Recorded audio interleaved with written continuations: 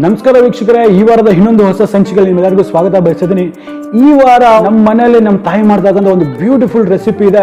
So ಅದುವೇ tomato ಚಿತ್ರಾನ್ನ. ಇದನ್ನ normal ಚಿತ್ರಾನ್ನ ತರ ಅಲ್ಲ, ಇದನ್ನ ಸಾಂಬಾರ್ ಪುಡಿ ಯೂಸ್ ಮಾಡಿಬಿಟ್ಟು ಈ ಒಂದು ಟೊಮೆಟೊ ಚಿತ್ರಾನ್ನ ಮಾಡ್ತಾರೆ. ತುಂಬಾ ಅದ್ಭುತವಾಗಿರುತ್ತೆ. ಇದನ್ನ ಯಾವಾಗ ಅಂತ ಹೇಳಿದ್ರೆ, ಮನೇಲಿ ರಾತ್ರಿ ಹೊತ್ತು ಮಾಡಿರ್ತಕ್ಕಂಥ ಅನ್ನ ತುಂಬಾನೇ ಮಿಕ್ಕೋಗ್ಬಿಟ್ಟಿರುತ್ತೆ. ನೆಕ್ಸ್ಟ್ ಡೇ ನಮ್ಗಿದೆ ಟಿಫನ್. ಸೊ ಈ ಒಂದು ಬ್ಯೂಟಿಫುಲ್ ಆಗಿರ್ತಕ್ಕಂಥ ಈ ಒಂದು ಲೆಫ್ಟ್ ಓವರ್ ರೈಸ್ ಅನ್ನ ನಾವು ಯಾವ ರೀತಿ ಯೂಸ್ ಮಾಡಿಕೊಂಡು ಒಂದು ಬ್ಯೂಟಿಫುಲ್ ರೆಸಿಪಿ ಮಾಡ್ಬೋದು. ಸೊ ಈ ಒಂದು ರೆಸಿಪಿನ ಟೊಮೆಟೊ ಚಿತ್ರಾನ್ನ ಯಾವ ರೀತಿ ಮಾಡ್ಬೇಕು ಅನ್ನೋದನ್ನ ನೋಡ ನಡಿ.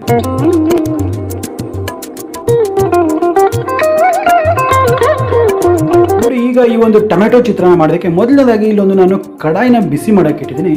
ಸೊ ಇದು ಚೆನ್ನಾಗಿ ಬಿಸಿ ಆಗಿದೆ. ಇದರಲ್ಲಿ ಒಂದು 2 ರಿಂದ 3 ಟೇಬಲ್ ಸ್ಪೂನ್ ಅಷ್ಟು ನಾನು ಎಣ್ಣೆ ಹಾಕೊಳ್ತೇನೆ. ನೋಡಿ, ಈಗ ಎಣ್ಣೆ ಚೆನ್ನಾಗಿ ಬಿಸಿ ಆಗಿದೆ. ಸೊ ಇದರಲ್ಲಿ ನಾನೊಂದು 2 ಟೀ ಸ್ಪೂನ್ ಅಷ್ಟು ಕಡಲೆ ಬೀಜನ ಹಾಕೊಳ್ತೇನೆ. ಈ ಕಡಲೆ ಬೀಜ ಚೆನ್ನಾಗಿ ಕ್ರಿಸ್ಪ್ ಆಗೋವರೆಗೂ ನಾವು ಇದನ್ನ ಚೆನ್ನಾಗಿ ಹುರಿಬೇಕಾಗತ್ತೆ.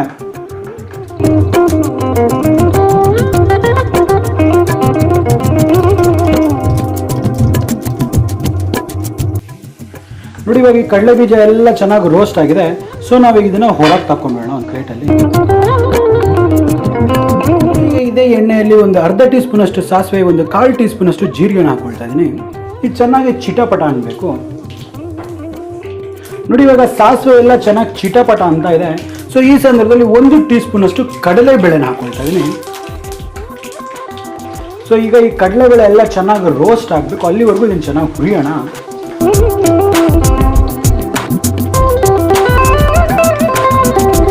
ಸೊ ಈಗ ಇದರಲ್ಲಿ ಒಂದು 2 ಎಸಳು ಕರಿಬೇವಿನ ಸೊಪ್ಪನ್ನು ಹಾಕೊಳ್ತೇನೆ.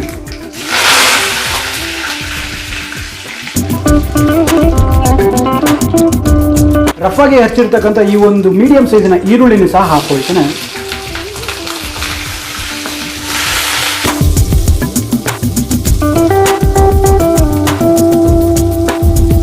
ಸೊ ಈ ಈರುಳ್ಳಿ ಟ್ರಾನ್ಸ್ಲೂಸೆಂಟ್ ಆಗೋವರೆಗೂ ನಾವು ಇದನ್ನ ಈರುಳ್ಳಿನ ಚೆನ್ನಾಗಿ ಬಾಡಿಸ್ಬೇಕಾಗತ್ತೆ.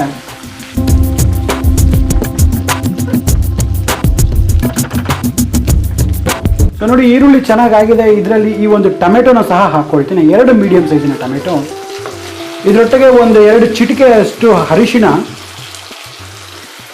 ಸೊ ಇವಾಗ ಇದೆಲ್ಲ ಒಂದಕ್ಕೊಂದು ಚೆನ್ನಾಗಿ ಹೊಂದ್ಕೊಂಡು ಒಂದು ಒಳ್ಳೆ ಫ್ರೈ ಆಗೋವರೆಗೂ ನಾವು ಇದನ್ನ ಚೆನ್ನಾಗಿ ಹುರಿಬೇಕಾಗುತ್ತೆ.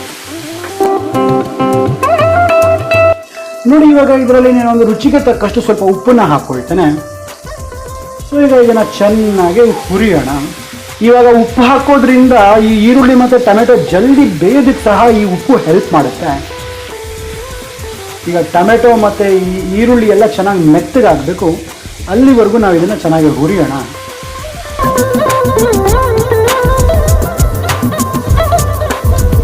ನೋಡಿ, ಈಗ ಟೊಮೆಟೊ ಮತ್ತು ಈರುಳ್ಳಿಲಿರ್ತಕ್ಕಂಥ ನೀರಿನ ಅಂಶ ಎಲ್ಲ ಚೆನ್ನಾಗಿ ಹೋಗಿದೆ.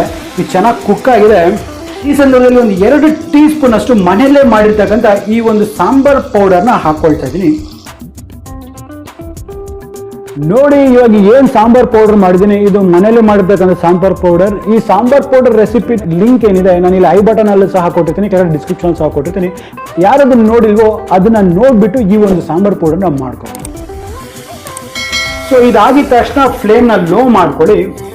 ಈಗ ಇದನ್ನ ಚೆನ್ನಾಗಿ ಒಂದಕ್ಕೊಂದು ಹೊಂದ್ಕೊಳ್ಳೋವರೆಗೂ ನಾವು ಇದನ್ನ ಮಿಕ್ಸ್ ಮಾಡೋಣ.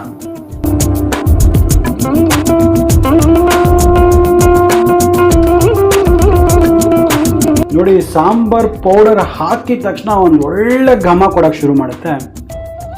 ಈಗ ಇದನ್ನ ಜಾಸ್ತಿ ಹೊತ್ತು ನಾವು ಕುಕ್ ಮಾಡಬಾರ್ದು. ಕುಕ್ ಮಾಡಿಬಿಟ್ರೆ ಸೀದೋಗೋ ಚಾನ್ಸಸ್ ಇರುತ್ತೆ.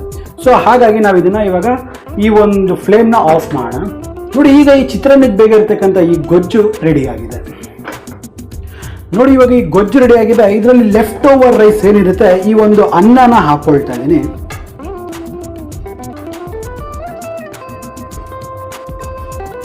ಇದ್ರ ಜೊತೆ ಸ್ವಲ್ಪ ಕೊತ್ತಂಬರಿ ಸೊಪ್ಪನ್ನು ಸಹ ಹಾಕೊಳ್ತಾ ಇದ್ದೀನಿ. ಸೊ ಈಗ ಇದನ್ನ ಒಂದಕ್ಕೊಂದು ಚೆನ್ನಾಗಿ ಹೊಂದ್ಕೊಳ್ಳೋ ಹಾಗೆ ಇದನ್ನ ಚೆನ್ನಾಗಿ ನಾವು ಮಿಕ್ಸ್ ಮಾಡೋಣ.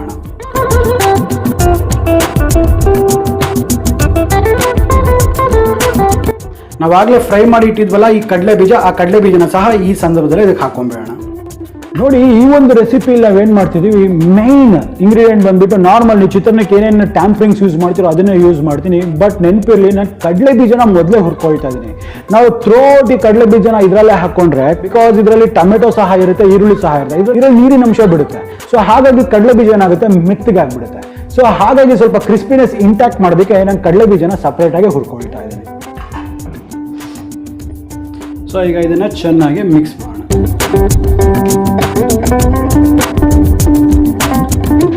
ನೋಡಿ, ಈಗ ಈ ಒಂದು ಸಾಂಬಾರ್ ಪುಡಿಯಿಂದ ಮಾಡಿರ್ತಕ್ಕಂಥ ಈ ಒಂದು ಟೊಮೆಟೊ ಚಿತ್ರಾನ್ನ ಟೇಸ್ಟ್ ಮಾಡೋದಕ್ಕೆ ರೆಡಿಯಾಗಿದೆ.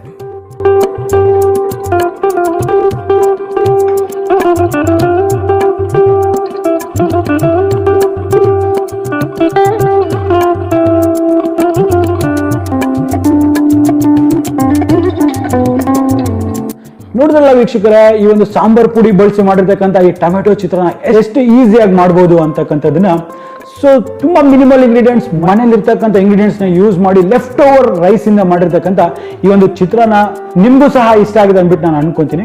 ಸೊ ಇಷ್ಟ ಆಗಿದ್ರೆ ಸಬ್ಸ್ಕ್ರೈಬ್ ಬಟನ್ ಟಚ್ ಮಾಡಿ, ಅಲ್ಲಿ ಪಕ್ಕದಲ್ಲಿ ಬೆಲ್ ಐಕಾನ್ ಇರುತ್ತೆ, ಬೆಲ್ ಐಕಾನ್ ಟಚ್ ಮಾಡಿಬಿಟ್ಟು ನೋಟಿಫಿಕೇಶನ್ಸ್ ಆಲ್ ಮಾಡ್ಕೊಳ್ಳಿ. ಆಗ್ತಾನೆ ನಮ್ಮೆಲ್ಲ ಅಪ್ಡೇಟ್ಸ್ ನಿಮಗೆ ಮೊದಲನೇದಾಗಿ ಸಿಗ್ತಾ ಇರುತ್ತೆ. ಹಾಗಾದ್ರೆ ನಾನು ಮುಂದಿನ ವಾರ ಇನ್ನೊಂದು ಹೊಸ ವೈವಿಧ್ಯಮಯ ಅಡಿಗೆಯೊಂದಿಗೆ ನಿಮ್ಮ ಮುಂದೆ ಹಾಜರಿರ್ತೀನಿ. ಅಲ್ಲಿವರೆಗೂ ನಾನು ನಿಮ್ಮ ದೀಪಕ್ ಕ್ಷತ್ರಿಯ ಸೈನಿಂಗ್ ಆಫ್ ಅಂಡ್ ಜೈ ಹಿಂದ್, ಜೈ ಕರ್ನಾಟಕ, ನಮಸ್ಕಾರ.